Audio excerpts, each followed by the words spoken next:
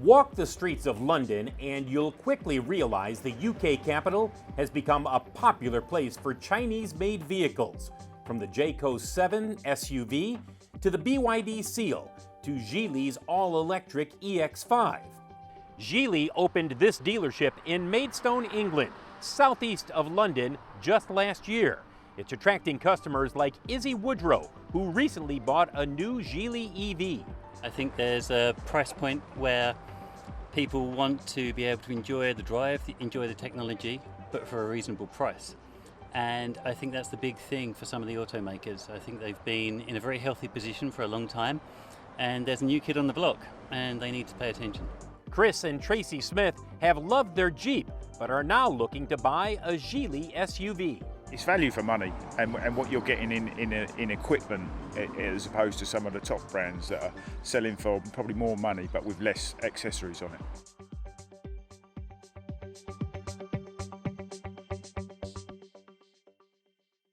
The surge in Chinese-made autos, especially EVs in the UK, has been impressive.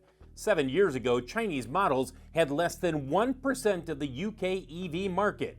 Not anymore. Today, they make up more than 30% of the market. How did they do it? Well, for starters, Chinese vehicles now have the fit, finish, and technology equal to, if not better than, the vehicles you find coming from legacy automakers. But they also have a huge price advantage. The Chinese government provides major subsidies for autos built in China, especially EVs. That allows Chinese automakers to export vehicles around the world and price them well below comparable models. For example, the new VW Tiguan plug-in hybrid, built in Germany, sells in the UK for just over £43,000. The BYD Seal U, built in China, costs almost £10,000 less. If you compare a Chinese vehicle with a comparable mass market vehicle here in the UK, then off those kind of base price MSRPs, you can frequently be seeing kind of £5,000 to £10,000 difference at some points. The growth in Chinese vehicles around the world has been well documented and is not slowing down. With the exception of the US and Canada, the Chinese have entered and are growing auto sales in nearly every market in the world, including Europe. 5 years ago, China exported just over 100,000 vehicles to Europe. Since then, that number has exploded to more than 1.7 million. It is a primary reason why European automakers like Volkswagen are under pressure.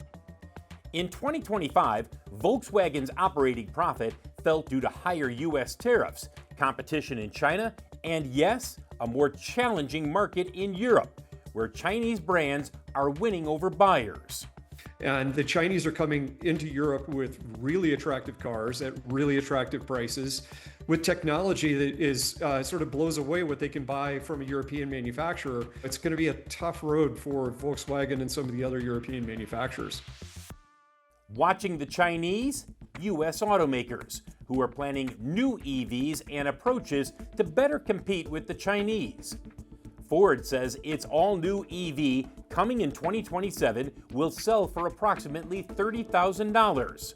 CEO Jim Farley knows a lower price is just the start of what it will take to match the Chinese. Some countries like China subsidize their companies, and we have to face this. What Ford is doing about it, we're not complaining.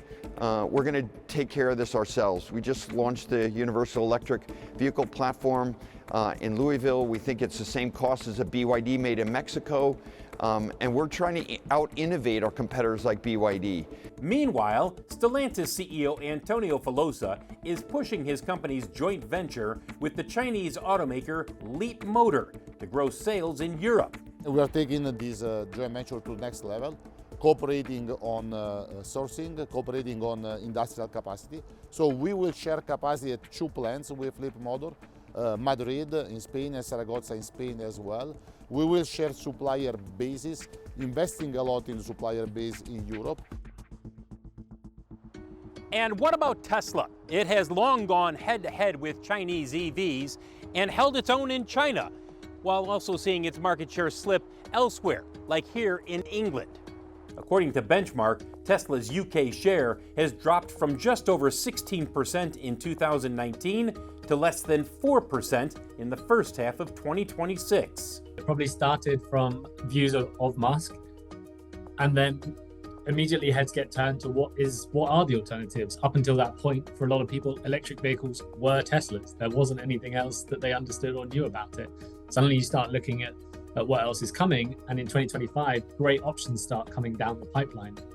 Which brings us back to this Geely store in Maidstone. Last year, the company sold fewer than 1,000 cars in the UK. Now, it's targeting annual sales of 100,000 vehicles in England by 2030. We can feel the momentum, and that's before we've got a fully established network. That's before we've launched all the products that we're going to launch, and that is still early days in terms of brand awareness.